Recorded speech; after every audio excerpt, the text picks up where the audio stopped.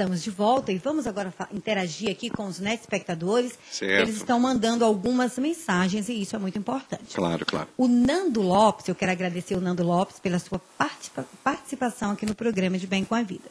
E o Nando Lopes, inicialmente, ele está fazendo um elogio. Ele diz, parabéns pela pauta, a entrevista está muito boa e esclarecedora. O entrevistado parece ter bastante competência no assunto. Parabéns e acho que deveria abordar mais vezes o assunto. Professor? Sim, a gente pode estar vindo aqui várias vezes falar sobre várias vertentes da educação, sem problema. Claro, mesmo porque a Demais TV, ela dá muito ênfase a esse tipo de assunto, porque a Demais TV é uma TV educativa. Claro, claro. Então, assim, é muito bom tê-los aqui como nossos parceiros, nossos convidados. Certo. Eu peguei esse computador para aqui, que assim eu acabo... Professor, a Ana Maria está interagindo conosco, aqui a Ana Maria de Curitiba. Certo. Ela faz a seguinte pergunta, professor, o senhor faz parte de uma escola preparatória para concursos.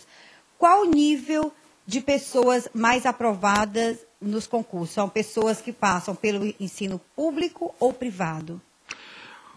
Bom, é difícil avaliar, porque nós temos esse controle, mas as pessoas em geral passaram pelos dois tipos de formação.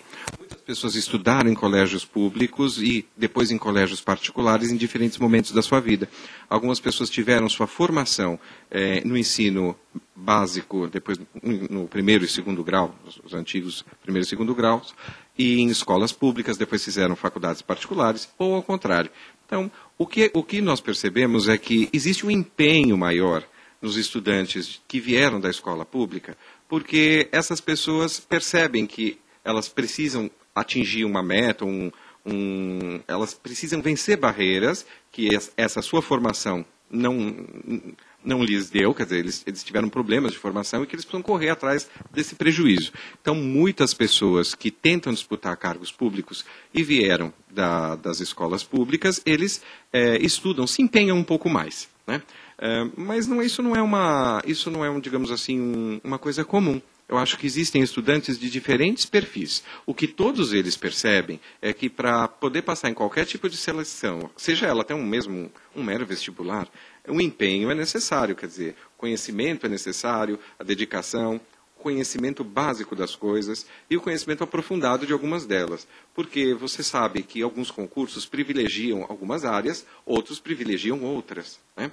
A senhora, como advogada, sabe disso, quer dizer, a área de direito é uma área bastante exigida por conta das leis, o conhecimento das leis é muito exigido, até mesmo em concursos que exigem apenas o nível médio. Quer dizer, pessoas que nem fizeram a faculdade vão precisar prestar concursos e conhecer muitas coisas da nossa Constituição.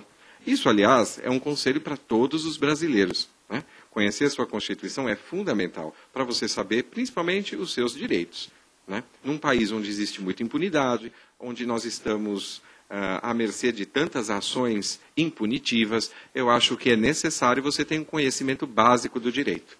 E nos nossos cursos, uma das primeiras disciplinas que a gente oferece às pessoas que estão em formação é justamente a introdução ao direito, onde nós apresentamos como o direito se divide, mesmo ele não sendo advogado, mesmo ele não tendo pretensão em seguir uma carreira na área do direito, mas ele precisa ter um conhecimento básico para tudo isso, né? E os estudantes de diferente formação se empenham sabendo que precisam dar o máximo de si para poder disputar esses cargos. Claro. Professor, o senhor falou bastante sobre tecnologia. Qual a importância da tecnologia atualmente na educação? Ela não pode ser desconsiderada, esse é o primeiro assunto, né? Por anos, a escola tem um modelo muito fixo.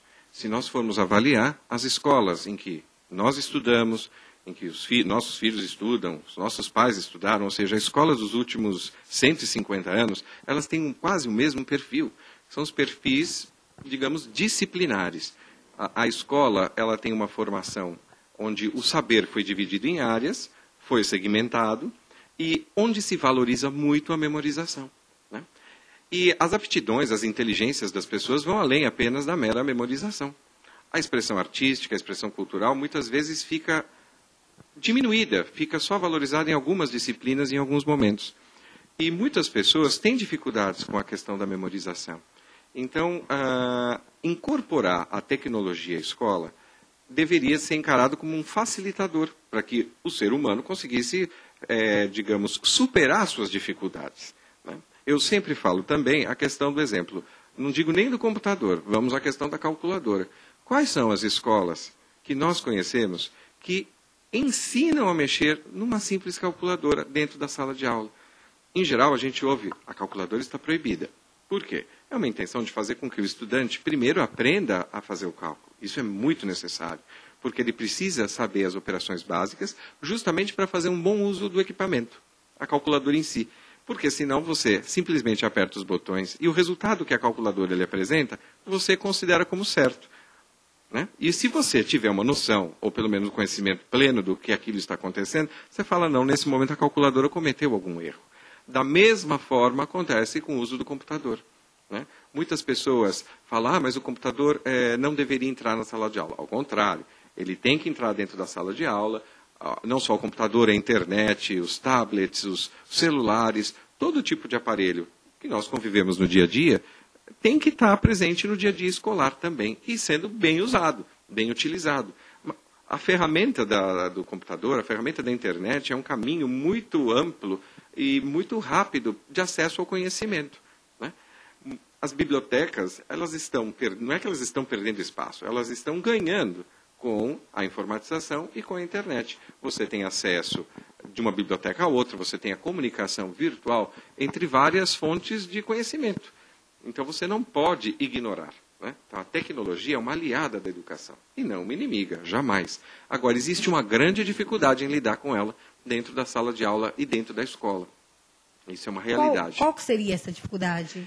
Bom, existe uma certa resistência. Muitos professores, eles têm um certo receio. Porque se ele não domina aquela tecnologia e você tem um estudante que domina aquela tecnologia, como vai ficar a questão da autoridade, a questão da hierarquia escolar frente a essa situação? E isso não deveria ser um problema, porque o saber não é de posse de ninguém, o saber é um saber universal. E a escola é um ambiente de trocas, né? Claro. Se o estudante sabe, se o professor não sabe tudo, não tem problema, eles deveriam construir o conhecimento em conjunto, né? Um deveria apresentar ao outro e todos deveriam partilhar desse conhecimento. Claro, sem né? dúvida. Jamais deveria ter algum tipo de ciúmes em cima dessa situação. Mas é o que acontece. E muitas escolas também mascaram o uso da tecnologia simplesmente para a questão comercial. Quer dizer, nós somos a escola que tem o maior número de computadores, telas inteligentes, onde o professor escreve e já sai tudo escrito. Nós ouvimos diversos tipos de propaganda sobre a tecnologia, mas o uso real e producente dessa tecnologia, ele é bastante restrito ainda, né? Basta ouvir as crianças. Qual é a criança que tem pleno uso do celular dentro da sala de aula, né? Os professores proíbem, porque dizem que com o celular eles vão copiar. Eu acho que isso é não saber lidar com a tecnologia, né?